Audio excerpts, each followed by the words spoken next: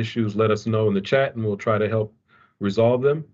And of course, please close other teleconference applications because we know that this improves the meeting audio and visual quality. As a reminder, this meeting is being recorded by the Metropolitan Council, and meeting handouts and presentation are posted on the project website, SWLRT.org. And with that, I will turn it back over to Scott for the roll call. Yeah, apologies, Ashanti. I don't have the roll call sheet in front of me. I had a little computer hiccup just a little while ago, and so don't have that in front of me. I don't know if Eli has that handy or if one of your team has that handy. Eli, can you bring that up? Do you have it handy to bring up? My apologies. I was trying to sort through something with Minute just before popping on here. I do not. Well, let me look real quick.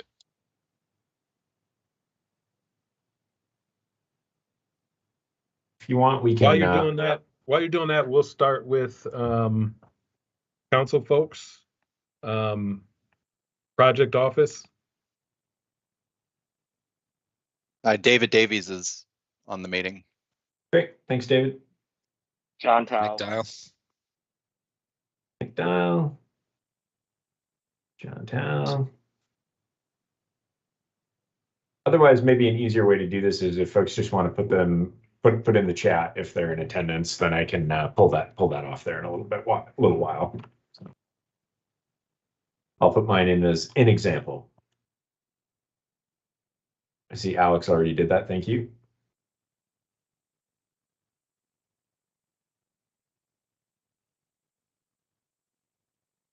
All right.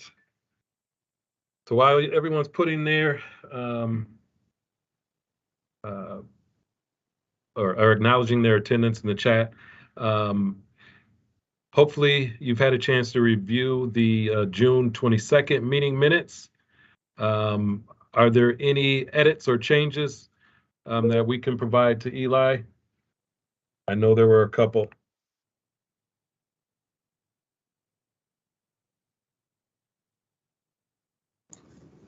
Okay, Eli, it's Barb Lau. I just wanted to note that on last month I was actually at the meeting. You don't have me as an attendee up above.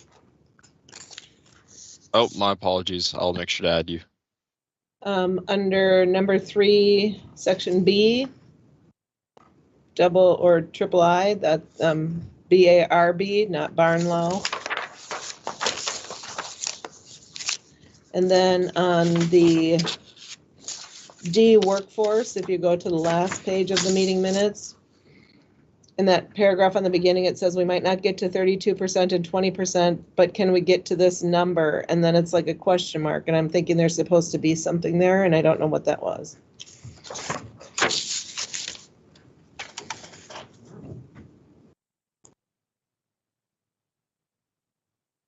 Yep, I will make sure to update that.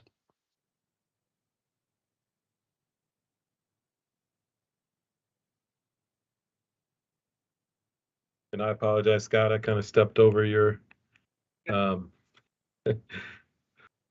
a worry, we're working in coordination. So but are there any other changes from anyone that we missed that was there, that we didn't have there? I know that it was an in-person meeting, and I know we're in the midst of some summer travel. People put some of those summer travel plans aside are really taking advantage now and going ahead and doing it. So again, glad to have everyone on today. And turn it back over to Scott. Great, thank you. So Scott, I had a quick comment. I wasn't in attendance, and I think I must be shown as having attended. I missed that meeting in person, so no, I wasn't in attendance. Okay, we will make that update. Thanks. Thank you. Also, I apologize too. Respond to Barb. So that comment from Ashanti, that was what he had said. I don't think he actually stated a number. I think it was just a reference to like, can we get to a number below the 20 or 32%? But I guess I can make that more clear.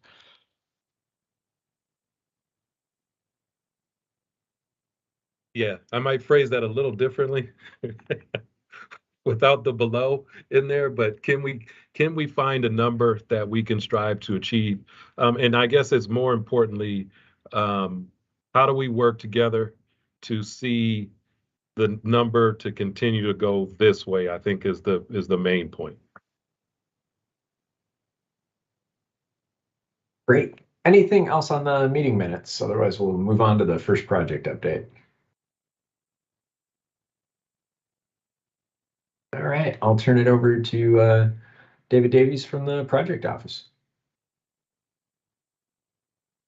Thanks, Scott. Good afternoon, everybody, and thanks for having us. As you heard, Nick Dial, our Director of Construction, is on the line as well. But just as we have the last number of months, just wanted to offer a very brief update, just cycling through some of the progress we're making. Few slides for every city along the line, but just wanted to highlight a couple areas that are of that we are paying attention to, especially as I've said before, I'm the acting supervisor of public involvement, so my take is very much like on the outreach side of things and what we are messaging to the community as well about all the good work that's happening along the project, along the corridor. So if you want to advance that slide, we'll head into civil construction work. And the first couple slides show us, you can go on to the photos there. Next slide. Guess I can just tell you next slide. There you go. These first couple of slides from Southwest Station show, advancing work in the station area, especially track work, which is really exciting. I think we've kind of shown this progress from month to month, and just very excited to see the transformation of this area. Notably, what you'll see, if you want to, actually, I'm going to ask you to back up one slide. You really start to see in this big, massive, the parking garage that's there, the actual stations start to form. So, which is pretty cool to see. Customers of Southwest Transit will kind of get a view of this later this year when part of this area is kind of returned to service for the bus operations. Of course, obviously prior to LRT operations, but it'll be something that the public will kind of get to see advance to its final stages as well, which is really neat. If you want to go through a couple more slides, we'll head to West 70th Street. This is just an example of one of the places where, we currently have some roadway impacts, and you see that again later on near Excelsior Boulevard. And of course, we message that often with the public of what's going on, but certainly making good progress here with the grade crossing panels at West 70th, just one instance of, the public seeing that recognizing this closure, but how worthwhile it is to see the progress that's being made. Going to advance on to Eden Prairie. I think I've shown this bridge before, but things are looking, we're starting to put finishing touches on structures like fencing, which is really cool to see. You can go on ahead into Minnetonka. Next slide. And I don't think that's me, so I don't know if Ashanti or somebody might want to mute their speaker there. If you want to go next slide, Jason, into Opus. Just showing, this is just one of the representative stations. Also, again, you're starting to see glass and finishing touches put with what we're calling the wickets, the visual elements that are unique to each station. Those are little reference points that the eventual public will get to see, that kind of where they get to recognize how unique each station is along the line. You can go on to Minnetonka here. Next slide, please. In that west side of the project, some of the big structures, as we saw with the 212 bridge, are coming, getting those finishing touches. We still got some significant work ahead with the Feltol Road Bridge. But again, one of those areas where we see a lot of progress being made, and we can message that. And we've taken tours of this area with the public, so it's really cool to see from the public's perspective that they are monitoring this work, even though it may not be as accessible as some of the other parts of the corridor to view day to day. You can go on ahead to, let's say, Hopkins, I believe. I think I show progress on this bridge every month because it is just a wonder to behold what the work that's being done. We do have a roadway closure on the eastbound Excelsior, and so that is very noticeable to the public, but they also are noticing all the progress that is being made. And we'll certainly appreciate when the road's back open, but we're so close. We actually had a tour with the public out at Excelsior yesterday, and I believe, and Nakongo was able, my fellow outreach coordinator was able to kind of explain how this bridge is being built and what processes are being put into place to how unique it is as a structure on the project. You can go ahead to St. Louis Park. Louisiana Avenue continues to be a very active area with a lot of different processes in place. I think the next couple slides show progress in the Louisiana Avenue station area. So we've got walls being built, we've got bridges still and structures still being put into place and installed. And that's also near freight rail, that's also near roadways. We've got the bridge over Louisiana, Louisiana Avenue itself still having some work done, and so it's a site that we can go to that shows a lot of different things happening at once, which is pretty great. On into Minneapolis, of course, we are a lot of discussion and focus and attention is on the Kenilworth LRT tunnel. We've restarted work over the past month plus at the Secant wall area near the Cedar Isles condos, and that work is progressing. We're certainly wanting to show that progress to folks to tell them how confident we are that we can continue with this work, both down at what we call kind of the south or west side of the tunnel area, and then if you want to go up to the next slide, the actual tunnel excavation that's progressing to the north and east toward the Cedar Lake Channel. I was out on a tour with actually Kenwood members of the Kenwood neighborhood last night, and there's a very unique opportunity right now with a temporary trail crossing. And as you walk across that bridge, that temporary bridge right in this area, to one side you see finished tunnel, the tunnel roof. And on the other side, you see segments yet to be completed, some of the form work that's in place. So you really get to see the progress, all the different pieces at play in that one area, and it's visible to folks, so they really get a good idea of what's going on there. If you want to go to the next slide, just a couple more here. We've got the Cedar Lake Channel, which is certainly a popular place in the summer. So we've got a lot of recreational traffic going underneath. The channel is actually currently closed in order to advance construction, not only on the Cedar Lake LRT bridge, which you see here, but off to the picture right here, the third structure, which has been demolished, the old trail bridge there, which has been demolished, and a new trail bridge will start construction here very soon, and another place with a lot of public eyes on it. People will get to monitor that progress very closely, but a good opportunity for folks to see that progress being made on multiple structures from season to season. And then finally for civil, we've got the Glenwood, if you want to go to the next slide, the Glenwood Avenue area, which is another area that just has so much going on.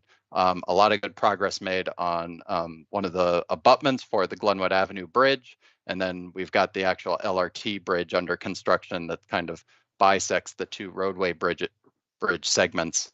And that is making good progress as well. As I think I've said before, I really enjoy taking folks out here, and you can see it from the public realm. You don't need to enter the site to see it. You can see it from the adjacent Royalston Avenue Bridge. And it's a very complex site. a lot of attention is paid to not only the roadway aspects of this, but that there will eventually be this restored connection for the Cedar Lake Trail here as well. And so a lot of eyes on like the progress that's being made. And so people really enjoy seeing the work that's being done there. Few more slides just about systems. As always, like we want to highlight the systems work that's being done. I know it's not as active, but certainly seeing pieces being delivered. And I know that the systems folks talk about this a little later as well. Jason, you can advance just kind of through these quickly, but just highlighting that we really appreciate seeing some of this work being advanced, and like to highlight to that public, and especially when folks can see it out in the corridor. That's really important. So they start to make those connections that there's something coming down the pike very shortly in some of these segments from the transition from civil to systems. So I believe that's about it. Like I said, it's just a quick highlight of work that's going on, but Nick and I are available for any questions.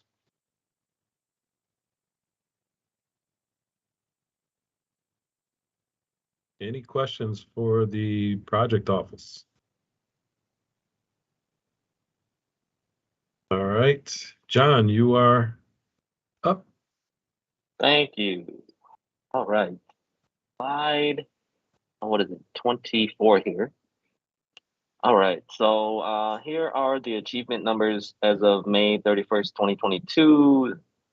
I mean, the numbers speak for themselves. The contracts are exceeding the goals. The Ellis Black contract, we've been talking about it closing, but there still are some final pay apps coming through. So we haven't seen the final pay app come through yet. So I'm not closing it yet. So it's still open, but it's sitting at 19% right now. So that'll be there until I receive that final pay app and can close out the contract. But here are the numbers. For our work, we have been trying to schedule and get out to the systems Golden Valley office to do some DBE CUF monitoring. So that's some of the work that we're going to be doing, and then also continuing some of our CUF monitoring along the alignment as construction is happening during the summer. So those are some of the activities that our team is going to be doing this summer as the construction is continuing.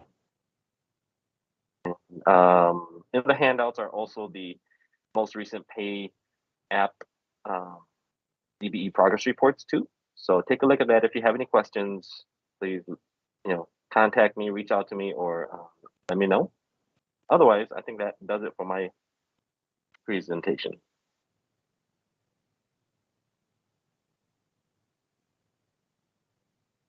Thank you, John. Christa, you are next. Great, thanks, Ashante. All right, you guys, and Dale, feel free to jump in at any time during this one.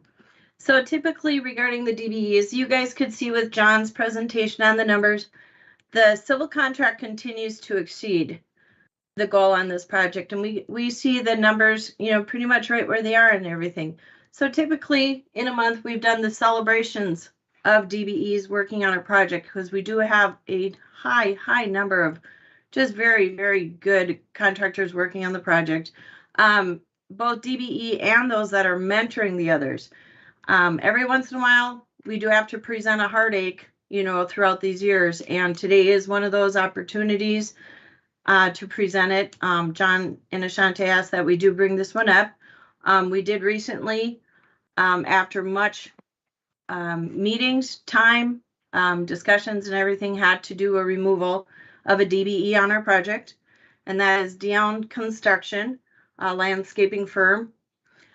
They were partnered with Hoffman and McNamara to do the mainly the planting and the maintaining during the time period, the maintenance period of the plantings. They were removed from the project due to many different reasons, but number one is one that any subcontract could be removed from, and that is because of the lack of workers' compensation insurance. After many things being done to help them in the obtaining of that insurance. There was also lack of communication, response. We could go on and on, but I will have to say, after over a year of one-on-one guidance from both Hoffman and McNamara, another landscaping firm, as well as our LRT, the LMJV team, the good faith efforts that I was a part of, but also was able to witness from the subcontractor, they exceeded any expectations of good faith efforts to ensure DeJourn had what they needed, whether it be through, education or through assistance in funding. The list goes on, you guys, and it was very disheartening when we did have to come down to the decision, to have them removed from the project. But I will also tell you, Hoffman and McNamara also exceeded good faith efforts in replacing those DBE dollar values for the contract. And again, to work with a subcontractor that had never really had that great of experience before, working with the DBE side of construction, kudos. My hat goes off to Hoffman and McNamara, and I would hope that Ashante and Jon, would have those same feelings too. Moving forward, JL Tice has is a DBE firm that has been brought on to be working with Hoffman and McNamara on other pieces, regarding, so those dollar values for the replacement of DBE work has taken place. And we will be working very closely with Jamie, with JLTs to make sure they have what they need to continue forward. Any questions regarding this piece? Great, thank you guys. Next screen, please. Great thing moving ahead, DBE and subcontractor education opportunities is a big part of our commitment to the project at the beginning. So I wanted to give you guys a quick update. Instead of having specific DBE education pieces, I'm meeting with our DBE and other subcontractors on a monthly basis. We decided to host it all together, but with that DBE focus. So I will be calling the DBEs ahead of time to ensure attendance, and questions and stuff for them to be ready. August will be our first in-person monthly subcontractor meeting with the theme being safety and security. At the tail end of our subcontractor meeting, we will be having a representative from our LMJV team as well as Met Council presenting an education piece regarding safety and security. And then September will be regarding quality, October finance, and November will be a networking event for our DBEs. Next slide, please. And here's our update. How did this get so tiny? This I didn't do with the font, guys. Update on our change orders. Approved through June 15th. We're at 213 million, as you guys can see the number, with our job date participation at 20.19%. Any questions regarding our DBE work for this past month?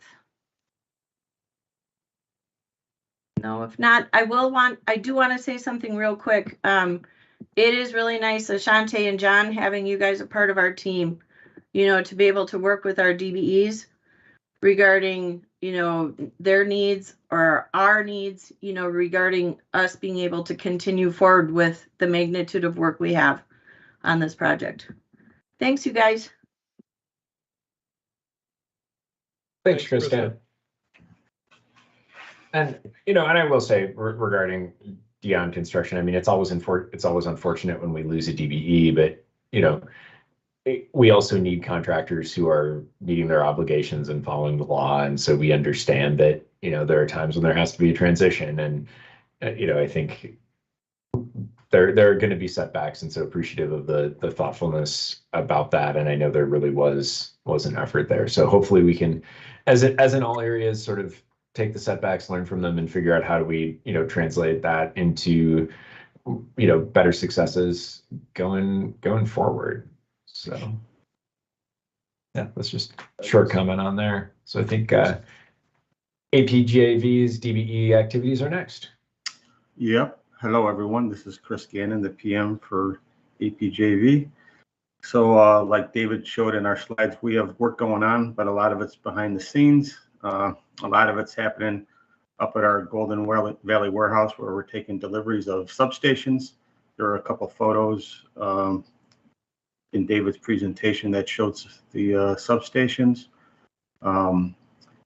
And some of those substations were provided by Gunner Electric.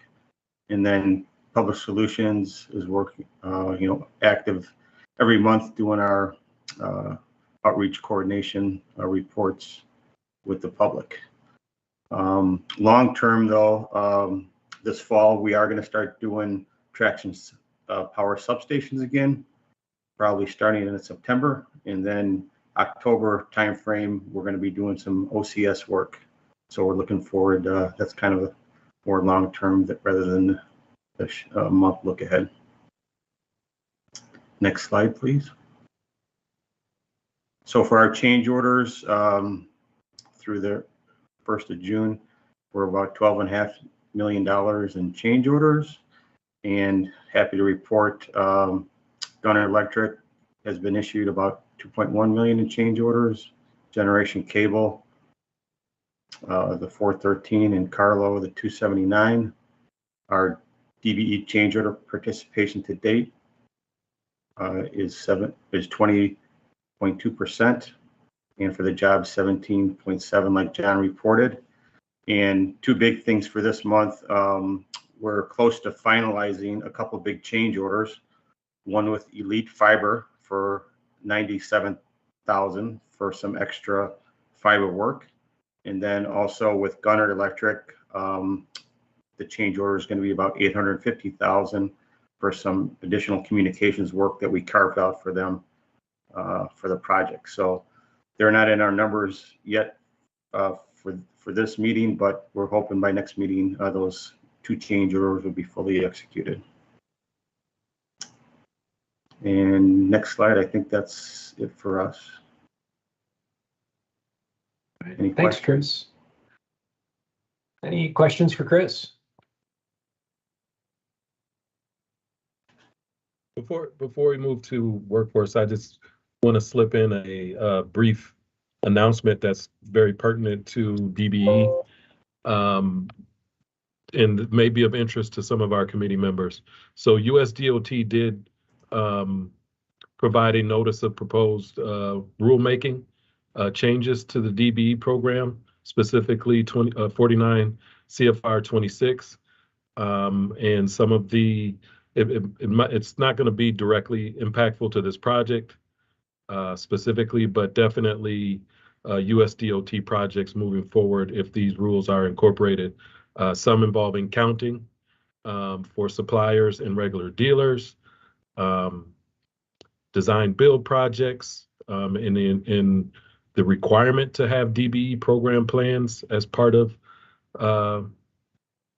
those, and some other things. So just as a notice to pay attention and to provide comment if you are able to USDOT on those proposed rule changes. Thanks. Ashanti, is that in the state register or anything at this time yet?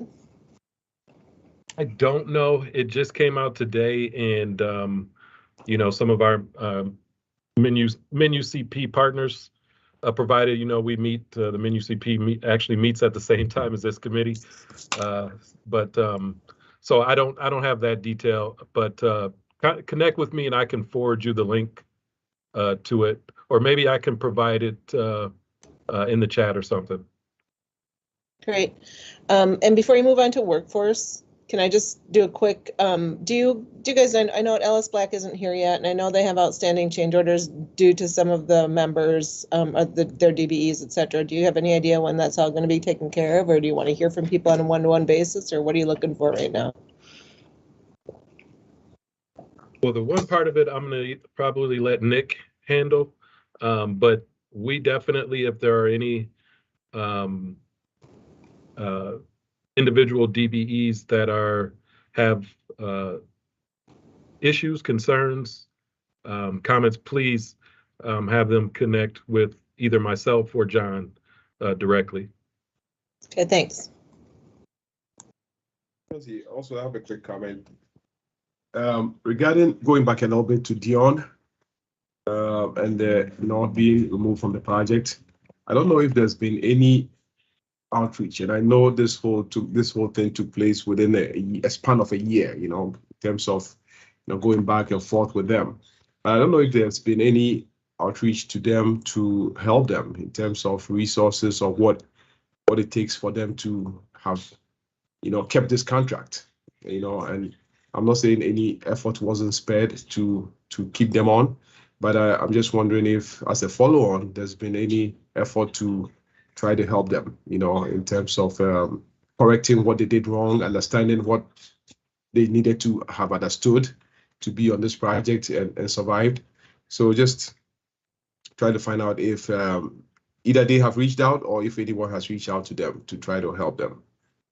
Before you jump in, Christa, I want to say something. First, I appreciate Christa's effort to be transparent about this. In some ways, well, in a lot of ways, I don't want to really get in and air out all of their laundry, so to speak. And a lot of this is really pertinent to them and only should be shared by them if they're comfortable with that. Having said that, Gilbert, your point is well taken. I think one of the things most disappointing, both professional and on a personal level, is when we, as the council or practitioners of this DBE program, are unable to assist a DBE. And yes, we did provide him with external resources to try and help him. I don't think all of the issues relative that we were trying to assist him with were even specific to this project. So we even incorporated or tried to connect him with other additional resources outside of council purview. So to answer your question, yes.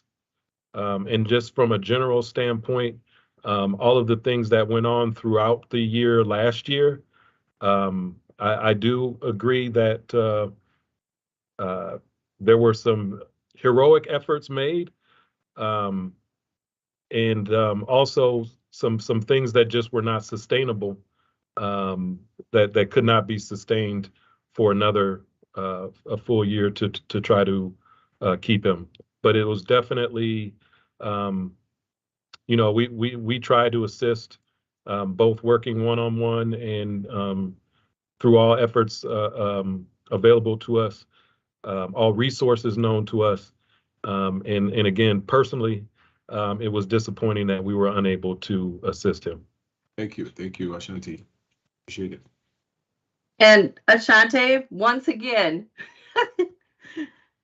thank you for saying exactly what I wanted to say. This is great. What I would, and the very first thing, first and foremost, that he said, it was personally very hard, and stuff for it. But also, the one thing, you guys, that I want to say, and that is the teamwork.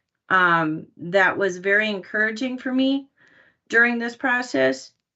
And I talk about teamwork with our LMJV team, our subcontractors, and also our DBE team with the Met Council.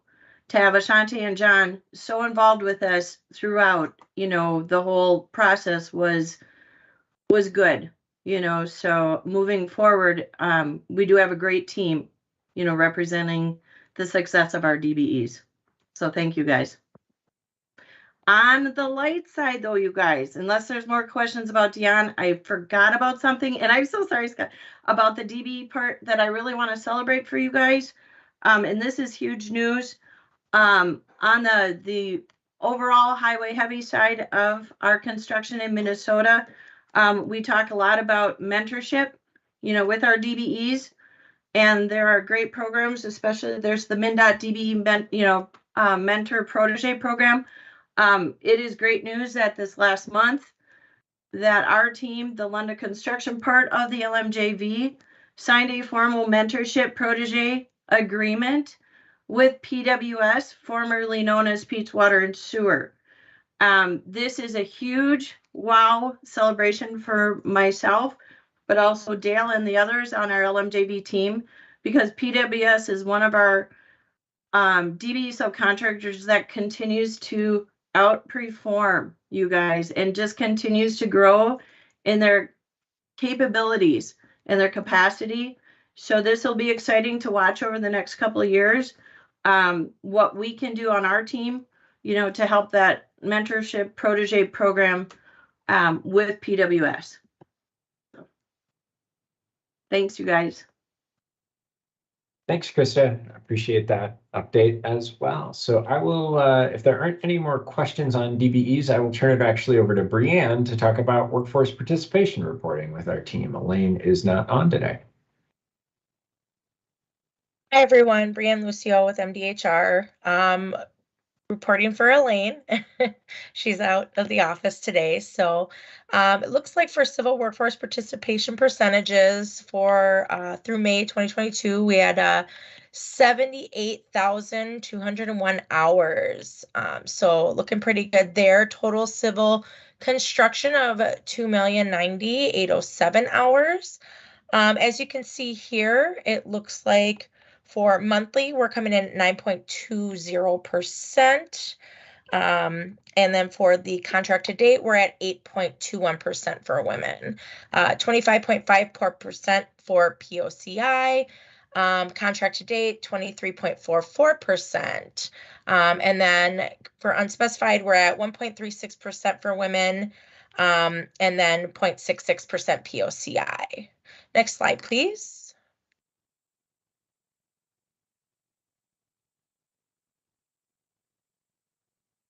Our lovely pie chart. Me, again, we're 78,201 hours. And then this just breaks down our civil workforce by category. We do have white men coming in at 74.82%, POCI men coming in at 24.81%, POCI women, I believe that's 63%. A little hazy there. White women coming in at 5.58% and unspecified again 1.36%. Next slide, please. For our trucking participation, MBE logged in 27,560 hours, ZTS 40,482 hours, and Rock on Trucks 1,808 hours for their participation. And again, this is from project start through May of 2022. Next slide, please. On the Franklin O&M workforce participation percentages, monthly for LSB, percentage is 1.64% women, and again, that's for the month. And then as you can see, it's 8.87 project to date. And then for POCI, it's 29.51%. Project to date is 23.69%. And then unspecified project to date is 4.57% for this particular portion of the project. Next slide, please. Again, then another layout of the categories for hours worked. White men is at 68.85% for Franklin O&M. POCI men is 29.5%. POCI women coming in at 0%. Unspecified 0%. And then for white women, we are coming in at 1.64%. And total hours worked for the month of May was 183 hours. Next slide. System workforce participation, May was 243 hours, so not very many hours there to date. We do have total hours of 3,660. So still ramping up work in this particular category. Project to date, we're coming in at 8.72% for women and then 15.19% POCI. So we didn't really have an adjustment to the numbers for the month of May for the systems. Next slide, please. Again, here's the pie chart outlining the participation. As you can see, most hours were attributed to white males on the systems portion of the project. Next slide, please. And then we're going to do the London McCrossin Joint Ventures civil updates, POCI workforce participation comparison. This is Yep. So I'm going to turn it over. Sorry, I'm going to turn it over to Christa to present this piece. Great. Just before Christa is off and running, were there any questions folks had on Brianne's piece of the puzzle? Great. I would just, highlight the small number of hours both on the Franklin O&M with only 183 hours out of over 100,000 total, and then on the, the systems only 243 hours, but with only, a couple thousand hours worked so far. So that's still in the ramp up. So, I think kind of keeping those numbers in context there. So turn it over to Christa. Thanks. I was just going to say, Brianne, great job today and stuff. Thank you. Nice having you on board. And I would have been more than happy to let you show the next couple of slides too. I like our teamwork. But anyways, you guys, thank you. And it's really interesting to see the numbers and everything. But one of the things we've talked about a lot these last 2 years, especially, is the amount of work, and the workforce that we have on the light rail project, compared to the industry and what's going on out there. The one area that I can really focus on and give true information on that I, can get, the factual numbers is on the highway heavy side of construction. And so we took some time and worked with fellow team members and representatives, and you're going to see every once in a while an update on here, plus other. So just to get right down to it, first and foremost is that on this screen, you're seeing the POCI workforce participation comparison. What am I comparing? I am comparing our light rail project overall numbers. So the LMJV and our subcontractor workforce numbers, those numbers are being compared to the MnDOT metropolitan area, so the Twin City area projects, okay? So you can look over the last 2.5 years. 2020, green is the light rail project for POCI participation. Yellow is MnDOT, project participation. And the green, of course, is our 32% goal.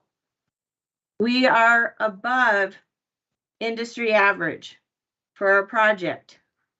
Okay, so when we talk about our numbers, and stuff, and it's tough. No, we're not hitting 32% yet. But as you can see, the participation on this project, we're truly working hard with our unions and with our other organizations, regarding and here it is, the growing of our numbers, the education, the advocacy, the retention. And you guys hear me every month talk about retention on our project. So there's POCI. And if you go to the next slide, you see the same comparison for the women workforce participation. Again, light rail project, MnDOT metropolitan area projects combined. Blue represents the light rail project, and the orange represents the MnDOT metropolitan area projects, and then the overall goal. The work that's being done is huge. Any questions regarding these two slides? All right, now I will show you guys real quick. If I can get on here and share. I'm going to show you within our project the comparison of the LMJV to our subcontractors, both for POCI and female. For POCI, you guys, you can see the orange dotted line. Can everybody see this okay? Okay, not hearing no. So the orange dotted line is our 32%. The green is the LMJV, Lunda and CS McCrossin workforce, and the blue are our subcontractors. Month by month, you guys, you can see the dips and valleys, and if you look at the dates, you know, the months, you can see those low months are our winter months. But overall, you see kind of the same trend between the LMJV and our subcontractors for the minority participation. Any questions on this slide? So I'll ask Christa just about, you know, I know we see the dips in the winter months in terms of you know, total hours, you know, that makes sense to me. Can you say more about, you know, the dips in terms of, you know, the diversity of the labor pool? I think I know the answer, but I'm curious as sort of the outsider as to why we would see, you know, not just fewer hours overall, but, you know, fewer POCI and women hours in those months. It's the across the board. We're down to the bare crews. Like a great example, this past winter for the LMJV, I think we were down to maybe, I could be very, very wrong. Dale, jump in, please. We were down to less than 20. I think we're at 1 month, we were at like 10% of our summer magnitude. And these are individuals that aren't necessarily out in the field doing the work. They're ready in case, say, like PWS was active in the winter with their utilities piece. We had to have a couple go-to people that could go out there, and if there was an emergency, they could help take care of that emergency. And so they had to be people that at the time, and yes, this is something we've discussed you guys before, they had to be veteran experienced, you know, qualified, you know, like journey, not even journey, I'd even say foreman level people. And we are in the process of building our core team of the diverse, the POCI and females to become that next. When our aging, experienced people are getting ready to retire, we have intent and mentoring going on within our LMJV and on the Lunda team to have those individuals ready for that, you know, those upcoming years where there are dips. And it's really interesting to, great example, and Scott, I'm really glad you asked that, is that 2 weeks ago or last week, I was at the Carpenters Hall and at a hiring fair, the representative from there's usually two of us, and I was honored this time. I had, who's known on our project as Toney. He's one of our lead foremen on the project, who is getting ready to retire soon. So the reason why he wants to be at these events with me is he wants to bring in people, that he can side-by-side mentor for that future. So it was really fun to hear the plan, not just coming from me and Dale, you know, the leadership team for diversity with workforce development, but I actually have our field crews, you know, that are preparing for that turnover, you know, with retirement age and stuff. So thank you for that one. God, I think partly it's due is because the distribution of those either females or women or POCI are different among the different classes, and as the work ramps down, you're going to see. So number one, take superintendents or foremen, which are all craft personnel. There are going to be far more women or far fewer women in POCI in that class of worker than there is in the general labor force, and that probably explains a lot of it. As we go into the winter months, we try and keep our key people, our foremen, where we'd be the last ones to leave the job.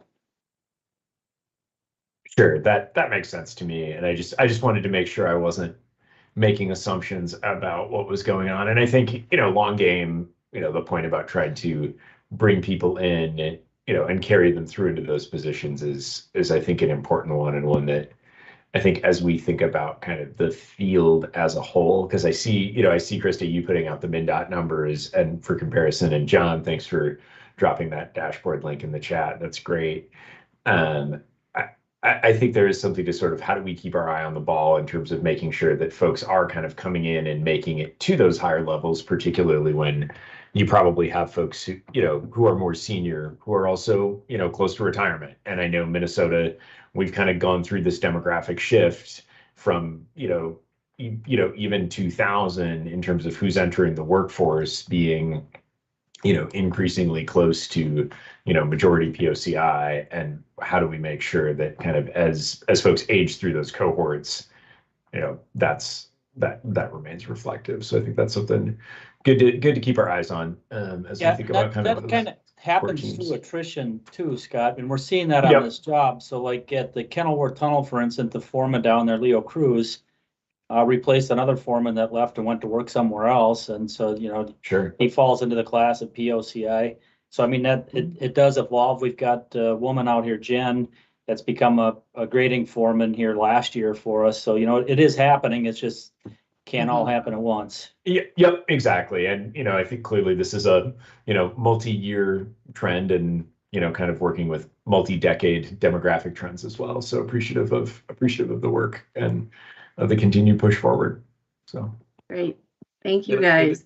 I have a question, but before I ask my couple questions, I'm going to piggyback off of what Scott said. I think too, just in terms of keeping our wow, why is that so difficult? Keeping our eye on it, as Scott mentioned. Perhaps there are some things and ideas that can help with that, like mentoring programs within the companies to mentor folks towards those leadership levels and other things. But before I ask my questions, I want to say thank you for including those additional slides. I think it is helpful to provide some perspective and then also to see the subcontractors. One of my questions is, and I think I know the answer, that this is percentage of their workforce. So it may be helpful with that slide to see the number of hours that LMJV has versus the hours of the subs, because it just also provides that perspective and also gives some insight. The other thing is there something that you can point to? I think maybe some might be surprised. I may not be surprised, but I was surprised to see how the subcontractors percentage-wise have gone up above LMJV. So is there something that you can point to and work that you're doing with your subcontractors that can attribute that, or other efforts? Can you talk a little bit about that? Absolutely, Ashante. Thank you very much. And I will make note for the future, to show the workforce hours, so that we have that number, to be able to, see that right at our fingertips. I love it. And then, so in regards to, that all of a sudden, whoop, and that was these last 2 months for us, where the workforce of our subcontractors, exceeded us. We actually, and you'll see it when I present a couple of slides further, during this time period, our subs workforce hours have far by exceeded our hours. We've actually had to let a few people go during these past 2 months. And so because of our LMJV work, at right now, going down a little bit. It's going to go back up again, but right now, currently, our subcontractor work exceeds ours. So I hope that makes sense. And I love it. Great question, because then clarity is perfect. So thank you. And then I can't see the presentation anymore on my screen. Is that something I did? Yes, it's your fault, Christa. Oh, yay. Okay. It was, yeah. I'm like, oh, crud. And I do have it printed out there. Thank you, guys. So I'm going to go over these next two ones quick, because there's so many cool things that have happened and that are going to be happening. So our workforce highlights, you guys, our continued assistance with, the joint venture and our subs with onboarding. And I have on here the new Building Strong Community Apprentices, because there are so many that are new to our project, but it also includes all of the apprentices, that are new on our project. There's a group of us, and it's talked about in here, that do bi-weekly site visits now. You know, and our main intent is to reach out to those apprentices and their mentor teams that are on our projects, because moving forward, I know our LMJV with individuals such as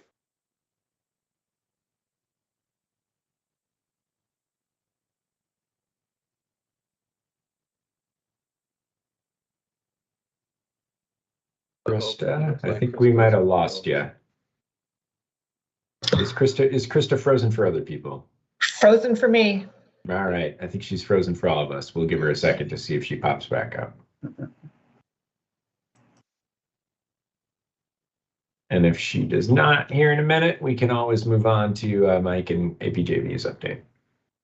I'll hop in here, and Krista's most familiar with it. Looks like she's unfrozen. Oh, Krista, you there? Nope, sorry. Is she muted?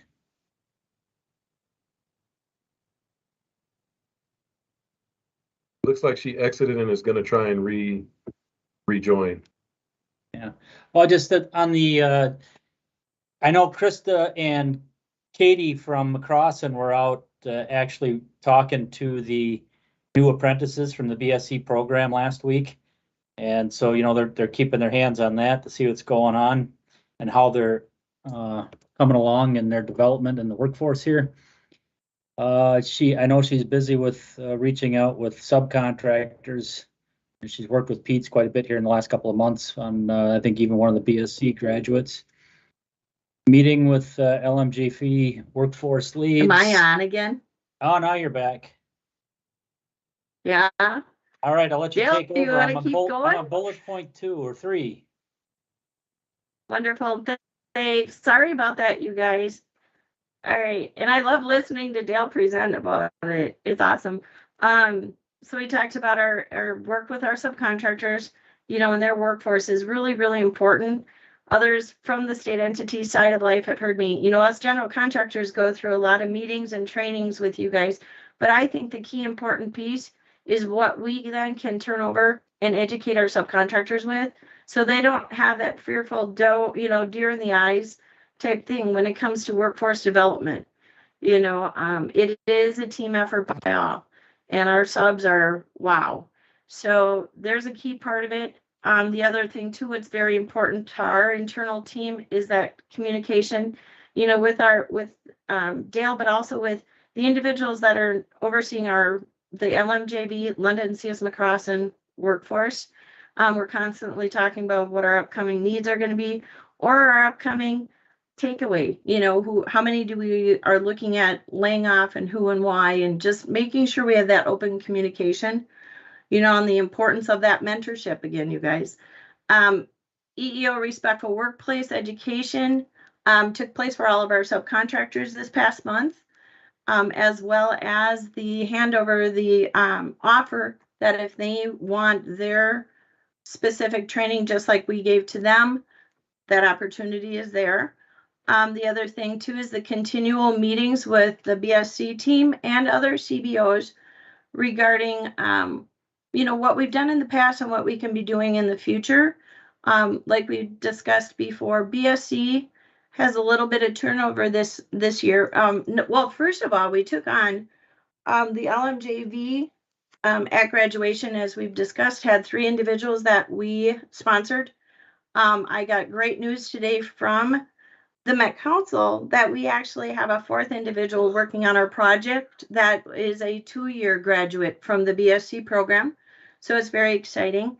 But also meeting with our subs, you know, regarding that, but also planning upcoming outreach community things that we can be doing to help with the recruitment of programs. The focus first, you know, is with the BSc program, but then we said, well, we might as well include the others.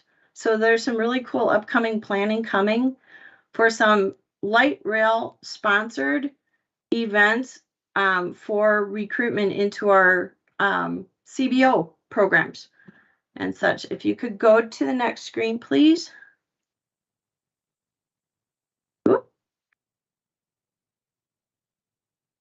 There we go. The other big piece is our meetings with the union representatives, both on the business agent side, but also the apprenticeship training side regarding partnership with us. with workforce participation outreach efforts.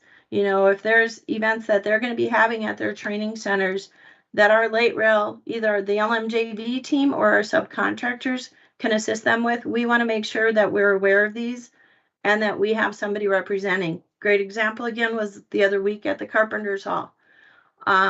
We were there for 4 hours, had great conversations with potentials, as well as great conversations with the Carpenters Hall and their formalized mentorship program that they launched this last year. And we are looking at how the light rail project can benefit from some of these, some of their training opportunities they have for the more experience, for the mentor side of the program. So it's exciting. The other deal is, again, with the Building Strong Communities program, it was really tough for me when Thomas Scott was pulled back to the Met Council because we had such great success this last year. But very exciting for me moving forward, you guys, was the announcement of the new executive director for the Building Strong Communities program, and that is Rick Martigan. Many of you on this call know Rick Martigan. He is one of our union industry, the construction industry, biggest advocate for workforce development. He came from the construction side. He was a tile setter with the Brookian Tile Setters. Then he became, a trainer at the center. He became their apprenticeship coordinator for the union, as well as president of the Apprenticeship Coordinators Association of Minnesota, so all of the unions. And while he was there, the great Construct Tomorrow program came to light, and Rick was a key piece of the creation of that and success of it. And then he went on to Mindali in their apprenticeship department. He now is going into the right place for him, and I'm excited to partner with him moving forward. I think our project is going to benefit greatly, not just from Building Strong Communities, but because of Rick's relationships with all of the other CBOs, with the unions and stuff. You guys look forward to some great stuff coming forward with that. So there's those things. Again, little pieces I've already mentioned. The other thing too that we're working on is how do we, in the right way, include our CBOs that are out there. We have so many great ones, but what we need to do is really give our subcontractors and ourselves that understanding of what can they provide us, and what we can provide them. So watch for that moving forward. The one thing I don't have on here is we launched for our project something that Ashante brought up at the last meeting, that we really need to take a look at what footprint we can create, and strengthen and move forward for future. This is overall workforce development. Yes, bottom line, Dale and I's goal is that we do what we need to be doing for our project. We are, and stuff, but a big piece for why I'm here is, what are we doing for that footprint? And today we launched what's called GEARS, and GEARS represents the growth, educate, advocate, retain on the SWLRT. So GEARS. So watch us moving forward. The great thing when you sit down and look at our calendar of industry-driven events that happen on a yearly basis, you guys, we have Construction Inclusion Week that this year will be the second year. That's in October. Wow, what a great program. We have NAWIC's annual stuff. This year will be their annual conference here in Minnesota. That's next month. Our project will be involved with the annual conference. There's the Construction Summit driven by the AGC and the Minnesota Building and Construction Trades Council. There's WIC Week, Women in Construction Week, and there is Apprenticeship Week. All of these are areas that our project and our team of subs and ourselves are working strong on how we can really make a difference during those already set weeks. But then what else are we going to be able to supply, provide and stuff. So there's exciting things ahead, you guys. I could talk forever, as you guys know, because it is exciting and there are great things happening moving forward. But let me show you some pictures and then I might be done. Next slide, please. So we talked about CS McCrossin and, you know, Lunda going out and visiting the job sites, you guys. That first picture there of the three gentlemen. The gentleman on the left, the tiny little twig, and I'm going to say it like that. That is Jonathan. That is my cement finisher from the Building Strong Communities program. I met him at graduation along with Larry Wall, our safety director, and we both met him. And when we saw that smile and his excitement about his potential future, we couldn't say no. As you can see now, he's been with us for 2 months working in the field as a cement mason. And next to him is Pedro, one of his 10 mentors, is how he puts it. And Jonathan will give you every single name of those mentors. We have a great team working out there with him. As you can see, the smiles. He had just been grinding for 2 hours straight. He was covered in dust. You couldn't even see him. He looked like Pigpen on, you know, Charlie Brown and stuff. But he turned around and saw us coming towards him, and the smile that came out, just, it really showed.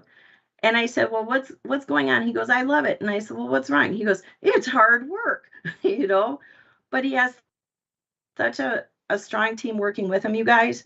It's encouraging. It truly, truly is encouraging. The other picture is just Katie and I. We had to prove that we were actually up on the bridge. So there we are. But next slide, please. These are 2 more pictures of our walk that day.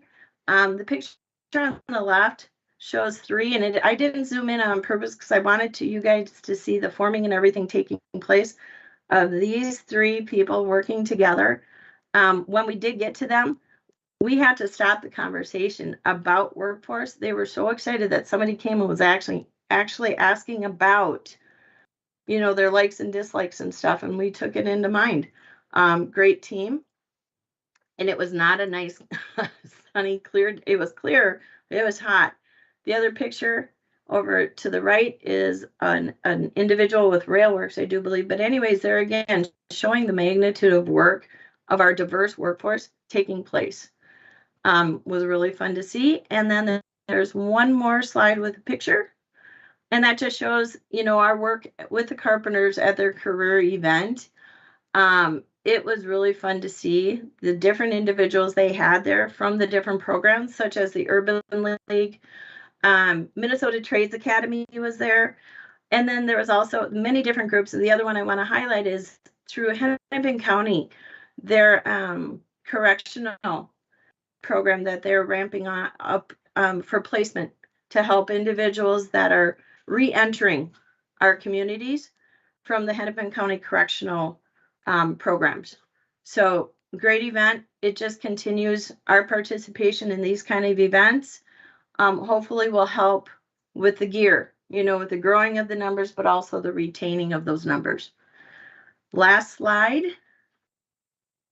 Oh, sorry, upcoming stuff. Construct Tomorrow. If people haven't already seen this, if you have the opportunity, they have a fundraiser coming up next week. That our team, the light rail team, was able to pull together a group to sponsor this event. So kind of fun thing coming up, but also a great thing to support one of the best high school programs in our state. Next slide. And last slide. Yay, guys. Look at these numbers. For transfers, we had 11 individuals transfer over to the light rail project. You know, and this is LMJV, Lunda, CS McCrossin. We had 0 rehires from furlough. This is for the month of June. New hires, 5 individuals, 3 of them being POCI, 1 being a female POCI. Pretty nice numbers. I was pretty excited to see them. The hard part, and here's where you asked about the numbers and stuff like layoffs. We did have 5 individuals that we had to lay off because of there are certain roles in the project timeline and stuff. And then we did have 1 voluntary leave that left the industry. So that is all, believe it or not, that Christa has for you guys today. Does anybody have questions? Of course I do, Christa. First question, just on this last slide. if there were, would it be included on this slide in terms of involuntary separations? Such as the layoffs. I kind of combined. I should have said Oh, well, involuntary leave and yeah. I Sorry guess what about I'm that. trying- The wording is kind of off. yeah, I guess what I'm kind of referring to is termination for cause. None. Okay, but Yep. if there were any, those would be on this slide. You would include those. Yes, and I would actually put them separate. Okay. Yep. Great question, Ashante. Sorry about that. Yep, no problem. This is, as you're talking, you know, I was just thinking about this as well. You know, I definitely am an advocate for building strong communities. There's, like you mentioned, there's been some turnover, some changes, even internally with it at the council in terms of operation of the program and our involvement as well. But I know also that Lunda engages with and hires from other workforce development programs, community-based organizations. And, you know, some of our community-based organizations, well, there's this whole thing about wraparound services, as sometimes they're referred to. And that's a strength area of our community-based organizations. And it's also critical to retention, especially when we're talking about women and people of color. But I guess, and maybe this is for the later conversation, but in order to utilize that resource and that strength, the question is, how do we formally kind of incorporate that into our structure and into our business model, so to speak. So that's just something, food for thought. If you have some ideas, or maybe we can say that. Go ahead. I could actually answer you today, and it was really tough because I had a meeting right before here where it was our new Gears team, which takes the joint venture. So Katie and myself, along with a couple other people within our team, as well as some of our subcontractor representatives. And, you know, we're the planning team for those upcoming outreach and for the connecting with the CBOs. Like I said, we're creating that directory or that resource thing that shows, you know, us and our subcontractors what the CBOs provide. But to launch that, we will be, and we are in the process of planning a networking event where we did it at the beginning of the project. Now we're going to be doing it again because we do need to reignite those relationships. You know, I work very closely with the Urban League, you know, with Goodwill Easter Seals, that we need to reignite. Lunda has been an active part of and such, but we need to find out those dates and different ways that we can get back involved in those CBOs and how we can be involved. You know, whether it be, hey, we're doing recruitment for individuals, but, you know, they need help with, you know, getting certain like driver's license or different issues like that, you know. Well, there's CBOs that can help in those regards. Summit Academy is great, you know, but Katie, CS McCrossin, and Katie can speak up if she wants, but yep, and I see that with John too. But Summit Academy doesn't have their 49er, you know, the heavy equipment piece, but yet they have a very strong focus on their electrical, mechanical, and different things. So we need to reignite that education on what our CBOs do provide now. You know, now that everybody's back to work and things are, you know, full force and stuff, I really want to rebuild those relationships, not just for us, the LMJV, but for our subcontractors. I hope that helps, Ashante. Yeah, agreed, Christa. This was good timing, Ashante, because we just talked about this morning. So yes, there's definitely more to come. Great. John.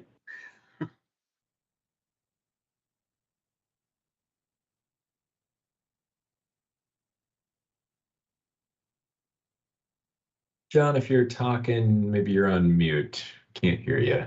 Oh, okay. Oh, thank you. Appreciate it. Thank Yep. you for all your good hard work, Katie and Krista. I know you're doing a real good job with that. Back to the nonprofits. I think in the last meeting, I thought you were going to maybe meet with them in July.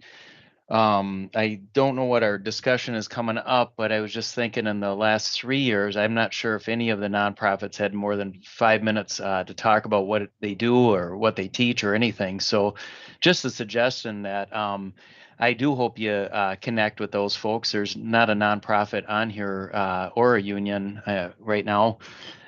Sheila just had to leave, but just that would be really great. And then for your report, so actually they've had 3 years of no, really, we're not sure what they do. So, but in regards to the report, I was wondering if you could add another one.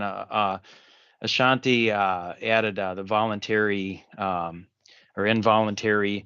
Could you add the union halls calls? Because I'd like to really start seeing what we're doing with that. And this goes back to part of the gear and retention that we all care so much about. You know, we want that second year, that third year, that fourth year to keep working their way to graduate from their college program, which is the apprenticeship. And to know that, you know, your organization or others have made certain phone calls to the hall would be very helpful for just understanding if that process is in works and how that's going. I can tell you one thing, if you want me to do numbers like that, we need to hire another person that just does numbers every single month.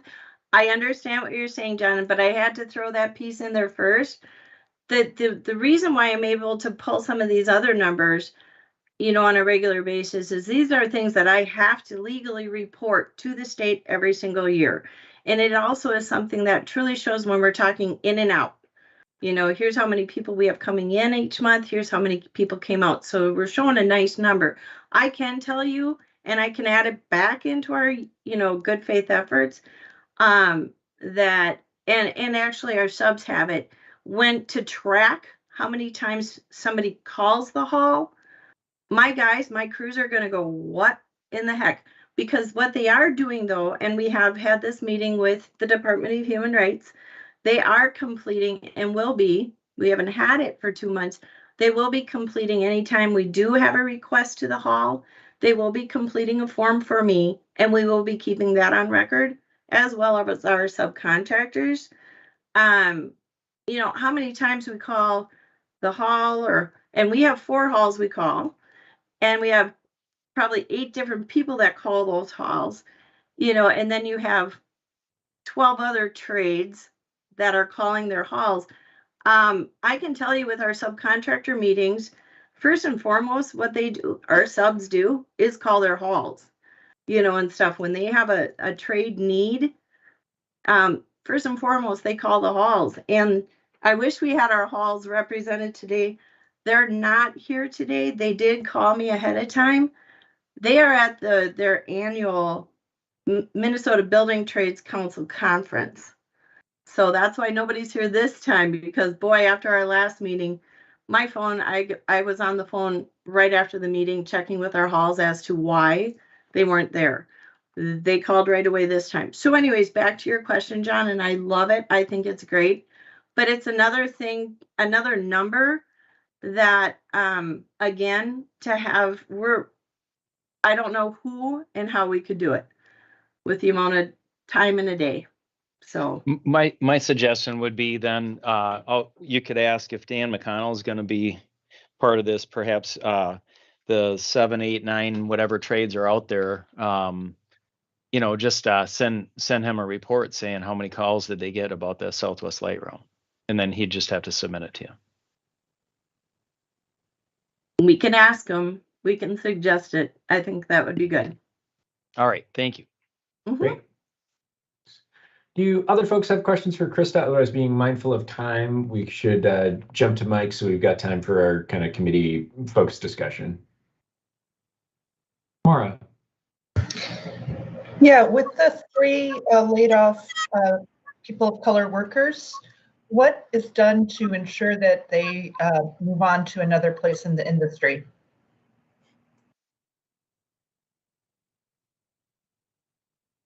Could you repeat that one again? I'm sorry. Yeah.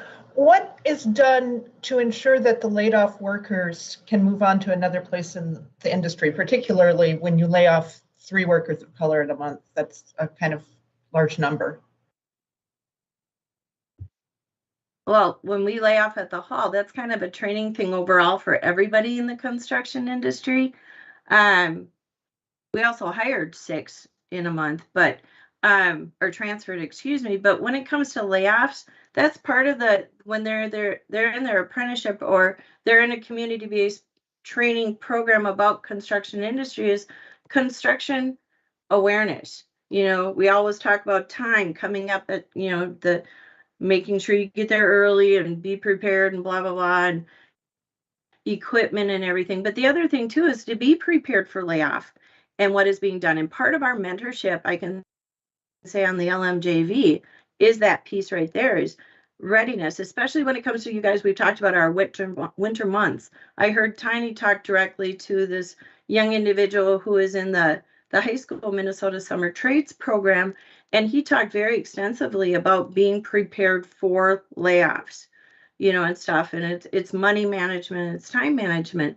But for us to ensure where they're going to go next, all we can do and guarantee during our project is ensure our mentors, including ourselves, myself, Dale and others, Katie and stuff, is that we're talking to those individuals about being prepared, because it is a part, and especially on highway heavy, on those quicker projects, layoffs happen more often than not.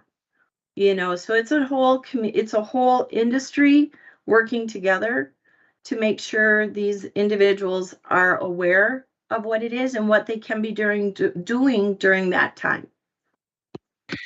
They should also be, sorry to interrupt, they should also be contacting the union halls too when they're done, in case if there is work elsewhere that they can go do. I mean, that's a central spot that we request people as the contractor, and then the employees, the union, you know, employees should go back to them when they're looking for work. I absolutely agree, and I understand it's industry-wide, and I definitely think that a key part of the mentorship is preparing people for the steps to secure the next job, not just to manage the money when they don't have one. So how to make sure they're as equipped as possible to find another job quickly. And I just want to point out that I think that just highlights the importance of having the unions present at this meeting, because you know, some of the union bylaws, I know, like the laborers, they can't bring on apprentices or hold those apprentice classes until their benches are clear. So it'd be a good opportunity to understand from the unions what their benches look like during the height of the construction season in the summer. Are there people on the bench? Because my assumption would be that they would go back on the bench, and the union, when they get called, would refer them back. But this is the time of year where the majority, if not all, in some cases, some unions, the folks are out there. So that would be good information to know in terms of what the benches look like at this time of year during the height.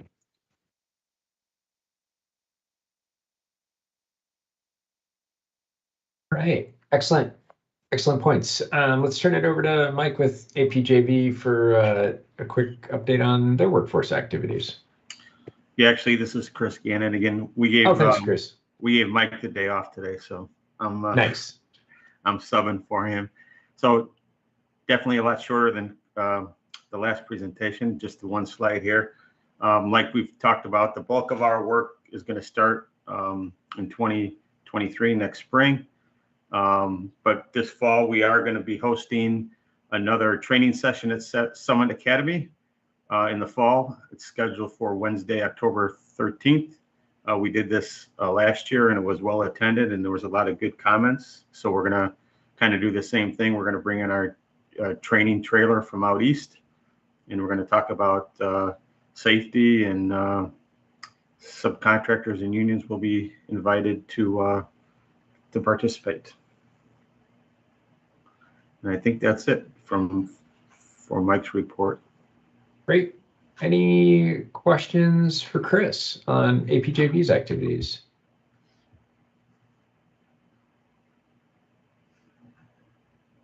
Laura, I see you still have your hand raised. Is that from before?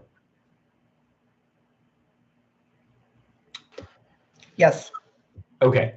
All right. Just didn't want to leave you hanging if you had a comment now. So, all right. So I think we can move on to the committee focus discussion. And I know last month we had a spirited conversation, which I think was fantastic, about, you know, how this advisory committee is spending its time, where there are opportunities, what are we missing? And, you know, frankly, I think one of the things we'd like to discuss is, you know, how can we make better use of the expertise of this group? I think we've got a bunch of people here in this room who are, you know, tremendously talented and knowledgeable. And, you know, I think there was also a clear identification that, you know, trying to move beyond reporting out toward more, you know, collaborative problem solving, whatever it is. And so trying to have just kind of an open conversation about that. And I think one thing I will also say is, I think, you know, also if you have suggestions of groups or people who you think should be at the table, you know, who aren't, and I know there's been the conversation about unions, but like, let's get specific about, you know, which unions, which representatives, that sort of pieces. I think that would be a great thing to include in this conversation. Ashanti, do you have anything to add as we kind of kick off open discussion about kind of where we want this all going? Yeah, I think you covered most of the highlighted points. And I think, you know, there is definitely, through this project, there are definitely some things that come to mind, ideas, dare I say, issues, et cetera, that I think could benefit from the expertise that this committee provides. I think sometimes where we struggle in terms of the council is that this committee has this project kind of focus.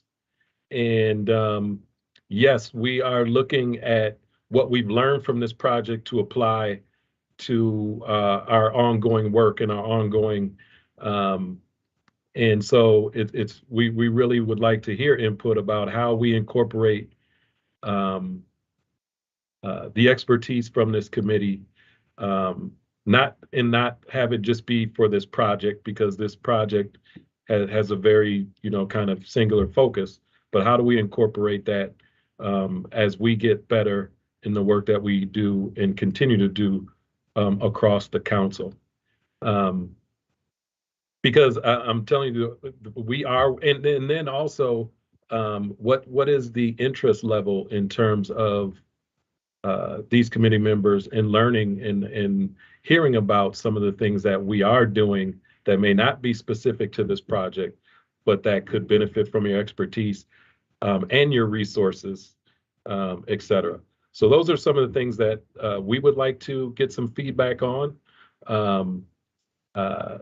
You know, our team is working on things ongoing, because we have that responsibility, both from a regulatory and compliance standpoint, but also just from a commitment organizationally to equity and being a leader in this region relative to those efforts in that conversation. So with that, we just kind of want to open it up and hear from all of you in terms of your perspective.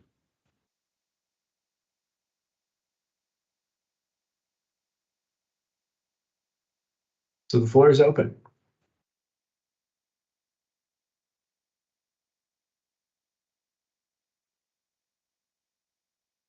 This is Alice. I just want to make sure I'm clear on the questions. I'll jump in here from Twin Cities Rise. So would the suggestion be that there's a period of time dedicated to the meetings that you'll throw out a topic, or because I guess I'm unclear about, are you looking for, because I'm like, yep, I would want to know, but I'm like, I'm not clear about what you're asking for how you want this information or feedback to come. Yeah, so I'll give this an example. So from a DBE perspective, we've talked about payment, prompt payment, the amount of time payments get to small businesses, and, you know, we've talked about the problem, and individually we've worked with individual subcontractors to resolve some issues. A lot of that doesn't even come to this committee. However, on the other hand, we have team members, and I'll just put Jon on the spot, who is working on developing, bold, innovative ideas to address that particular issue. And again, that is not specific to this project. However, it could benefit from the input and the expertise of this committee. And I don't know if that's something that this committee would be interested in. And then again, same thing with workforce. There are ideas that are being discussed. Sometimes there's opportunities when there are funds that are made available to the council, and we're looking at developing some equity ideas and initiatives that could be inclusive of the entities' expertise. How do we incorporate that? Are you interested in hearing about those things? And how do we incorporate that into this conversation? Does that help? It does. Thank you. Thank you so much. I think I'm clear. The workforce related ideas, I definitely would be interested in hearing more about and understanding that, because like I said, one is just learning from on my side, and I think we may be able to add value there. The other ones, I'm not as clear about the value I could add, honestly, from just an awareness standpoint. But the workforce related ones, if there was a segment, just speaking from my opinion about it, it's like if there was a segment where it's like, hey, here's a scenario, here's what we're trying to solve, or hey, just be aware of X. I think for me, from a workforce standpoint, that would be a value add. Yeah, this is Julie Brecky. I'll just piggyback on Alex's comment, and I'm just seeing now that there's some ideas in the chat from John O'Fallon. In responding to your question, Ashanti, clearly this advisory committee was put together for a very specific purpose on this project. But knowing that some of the goals for diversity in contractors have been around for 10 years, and we still struggle to make those goals. Something in the system isn't working, and so dedicating some time of a meeting to saying, yep, here's what we're going to be focusing on for this project, but we know that there's some systems change work that needs to happen, or some more systemic things about how we're being more equitable moving forward. I think that would be a good balance, to be honest. As a nonprofit representative here, I've learned a lot, but I have to say that the clarity of the request to join the group was well, I had a lot of questions, and I didn't get a lot of answers about exactly why I am here. I run a nonprofit organization. I'm really busy.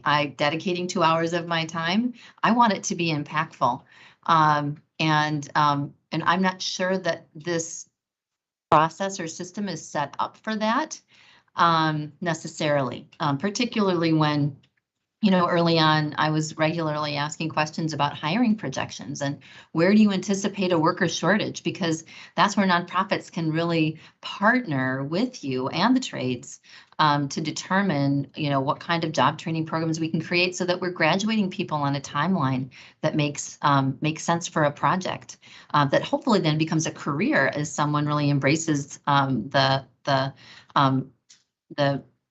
construction kind of industry through trades or otherwise. So I guess I would say that those are questions that I have. It just feels like there need to be some bigger picture conversations about moving this forward, and then more clarity around the nonprofit role, because I regularly I'm not sure that I'm having much of an impact. And I think, early on, we also tried to make a presentation to demonstrate what is the puzzle piece that nonprofits can bring to this.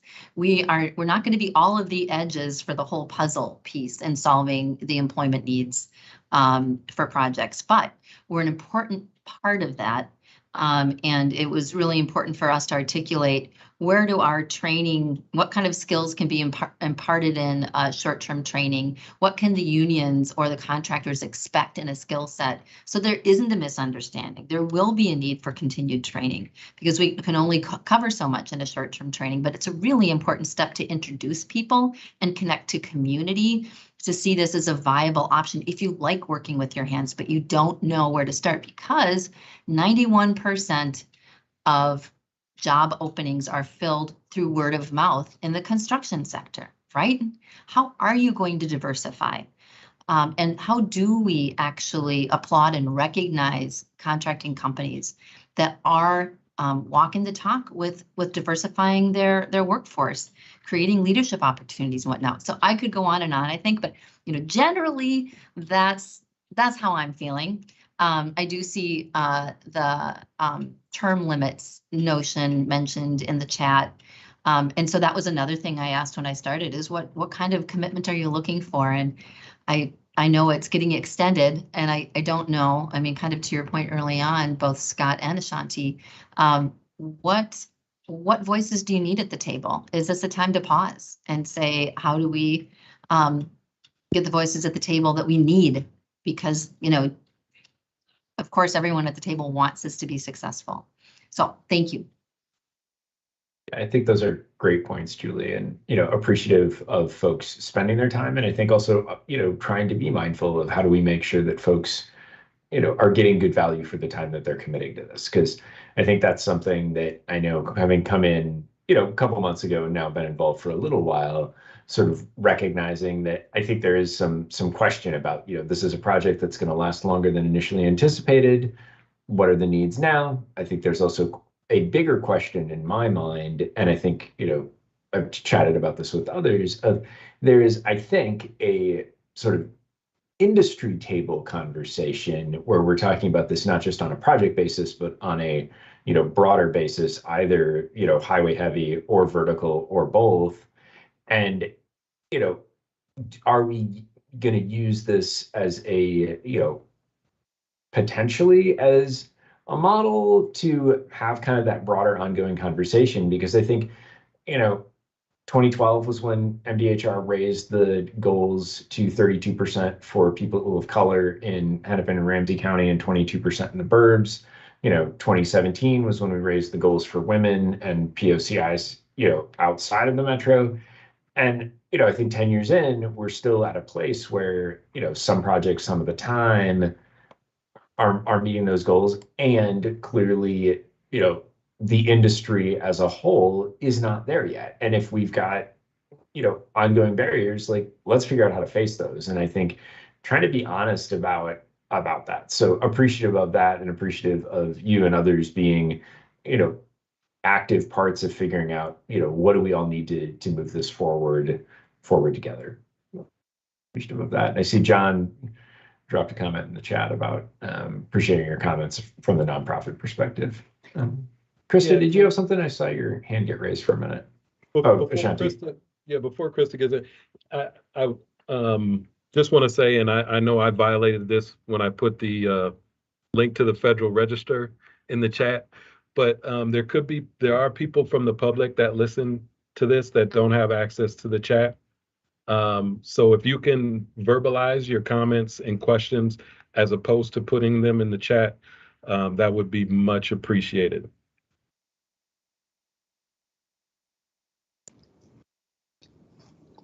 Great. Ready for me?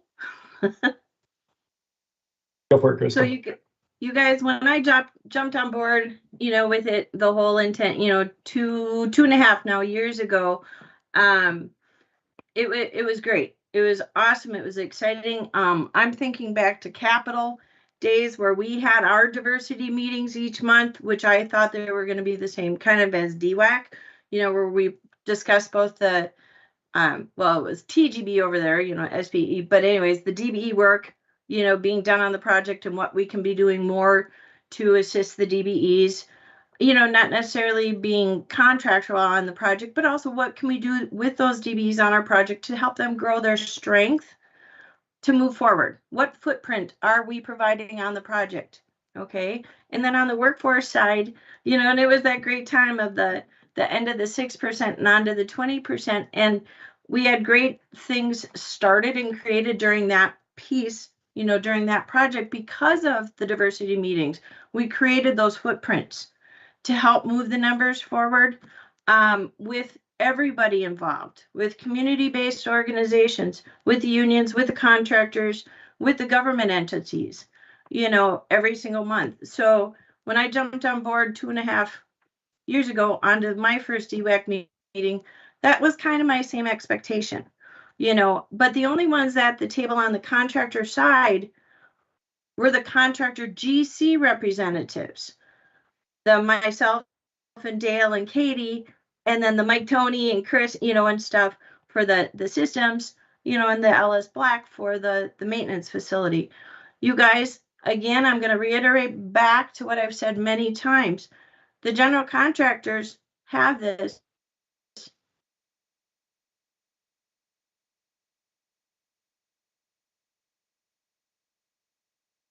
Christa, I think we might have lost your audio again. At least I sure did. You were going, and then about 20 seconds ago. Yep, there you go again. We can hear you now. I'll make it quick and short.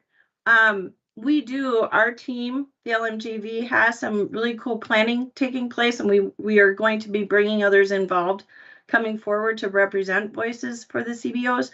2 events coming up that we want to involve the CBOs on this project to introduce themselves and their services in person to our subcontractors. The subcontractors really need to know what you are able to provide them, you know, and stuff. If I gave them a list of 20 CBOs, and some of these subcontractors have two people offices, 10 people offices, you know, and everybody is stretched thin. We all are these days. But to provide that one-on-one beginning relationship, I think for this project, you guys, for DWAC is huge. Okay, I look at this team, my meeting with you guys each month, as my resource, you know, my sounding board.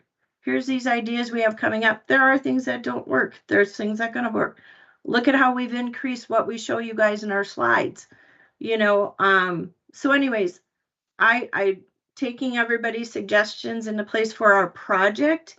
I thought this DWAC was created for the light rail project. I think it is something that, yes, can go forward, but I think we still have 2 very strong years, 3+, and then the systems have more left on this project. I think we need to focus, and Ashanti, we've talked about this, what footprint can we create during these 2 active years moving forward on building the relationships between the contractors, the unions, the community-based organizations working together as a team. It has happened before. It can continue again, but we need to continue to meet together regarding it. So that's my 2 cents worth. Otherwise, you know, I don't know. There's a lot of great ideas out there, but we have to remember the amount of people we have to be able to do some of these great ideas. We have to dial back just a tiny bit. And you guys know me, I don't dial back, you know, so I'm not a no person, I'm a yes person, but there's my 2 cents, more like 25 cents, but thanks you guys. Thanks, Christa. Yes, thanks. And I see Barb Lau's comment of I don't see anyone's chats, and I'm part of this table, so that's something we will be mindful of. I think it's probably because you're logged in as a guest, which we'll see if we can poke at trying to figure that issue out in the future. And then just since I know folks can't see the chats, I'm gonna Renee from MnDOT had a comment, and she says, as a fill-in MnDOT representative, I will echo some of Julie's points. What function role from MnDOT would add most value to this advisory committee? I think it's been passed from Emma Corey to Mary Schmidt to Sheila Kaupy and now to me, who's on mobility in Mary's position. These people each bring different skills, perspectives, and experiences. So comment from MnDOT, appreciate that. So. Yeah, I actually wanted to address that comment in the question. In the questions that came from some of our CBOs. So the perspective that I'm going to bring is from a formal I think there are some ways to have some formal, how do we say it, inclusion or participation from our committee members that I think, that we really want to build in on the front end of a project if we're talking about a project. And then there is what Christa alluded to in terms of how can we incorporate the expertise, not only the expertise, but the services provided by our CBOs and other committee members into the time that we have left to make an impact on this project. And that's what we definitely need, the expertise from, again, not only our community-based organizations and nonprofits, but all the committee members. So what would be helpful for me to that part of it is really understanding the kinds of workforce development programs that are offered by the community-based organizations, what kinds of services, do they have construction components that are hands-on? Do they work with the unions? Again, I am going to harp on this. The unions are not here. And that's definitely something that from a council perspective that we have some concern about and are taking some actions because they're an important piece to this, not only because of the expertise from a hands-on and facilities and other perspectives that they can provide and partner with, but they're needed at this, they're an important piece to the whole process of employment in the trades. So the formal piece in terms of, future and building that formal piece into the framework on the front end, and then also how we can move forward in incorporating those services and understanding what each brings to the table in terms of services. In terms of MnDOT, and having worked there for 27 years before coming to the council, I can say that MnDOT brings a unique perspective because from a workforce on the federal end, they have some compliance and regulatory authority and responsibility and some things that aren't available to the council. So their expertise and experience, some of the innovations that they have brought to some of the projects relative to workforce and even DBE, learning, understanding, and seeing if some of those efforts can be incorporated into our process is always helpful. I know that MnDOT operates multiple workforce development programs. I know that they partner with multiple community-based and nonprofit organizations. What can we take from those? What can we take from that? What can we incorporate? What can we learn from that expertise and experience that they have on the workforce side? They do, I know this is the largest construction project in our history, but MnDOT does 100 times more capital projects than the council does. So they have a lot more experience in terms, and they have, like I said, a direct regulatory and compliance function when it comes to workforce. And then the last thing I would want to mention, and just in terms of how we incorporate the expertise and experience from this committee is, again, what have we learned from this project? Where have we failed at this project? Where have we excelled on this project? And what can we, from those lessons, from your unique experiences and perspectives, what can we bring and learn out of it to bring forward, again, as we continue our work? So hopefully that helps, and that's what I see, and that's how we would like to incorporate the expertise. And then lastly, in terms of term limits, I completely understand that this project was originally scheduled to be a certain time frame, and now it's been extended. And you know, what is the capacity and bandwidth for folks to continue with that? All I can say is that's completely understandable. I think, you know, I think John mentioned this before. Yes, if you are struggling with that, please communicate that to either myself or Scott or Tyler moving forward, and we can talk about that on an individual basis moving forward. And then lastly, I'll say a big part of this committee for me as well is accountability. And that's part of the reporting and making sure that we are trending in the right direction and that we're doing things to keep us on track or moving in the right direction.